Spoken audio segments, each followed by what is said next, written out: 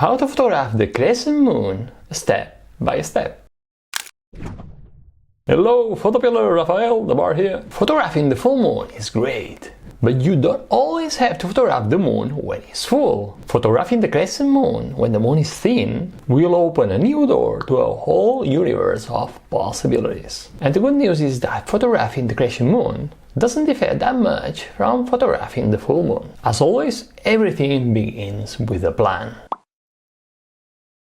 Once you've planned your crescent moon shot, you'll have the shooting spot, the shooting date, and the shooting time. The crescent moon is, for example, aligned with an interesting subject you like, so you can go and capture it. Believe me, planning the crescent moon is much easier than it looks. If you wish to learn how to do it step by step with PhotoPills, watch this video. Watch it because planning is key.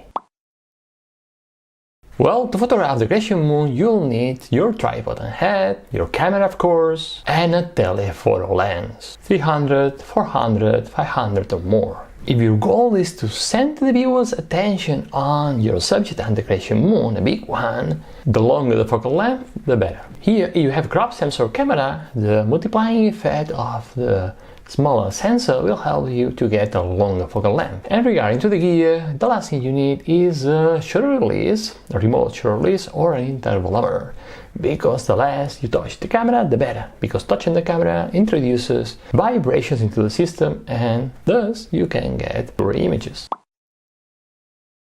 On the shooting date, arrive at the location at least 1 hour before the planned shooting time. Set up everything at the planned shooting spot and make sure that everything is stable. And you can use the AR, the augmented reality view of PhotoPills, to make sure that you are at the right shooting spot. Now set the focal length you wish to use to get the framing you want. For example, 500mm. Set the aperture to f8 to get a nice deep depth of field. But get ready to open a bit the diaphragm, for example to f5.6, as the light fades away. Set the ISO to 100, but again, get ready to push the ISO up to 400, to 800, as there is less and less light in the scene. Now, set the shutter speed that gives you the right exposure. For example, start with a shutter speed of 1 divided by 60 seconds, take a test shot, check the histogram, and adjust the shutter speed until you get the exposure right. Until you get the exposure you want. But don't go over 1 second of exposure time to avoid the moon to be blurred due to the rotation of Earth. And finally, focus on your subject, take a test shot,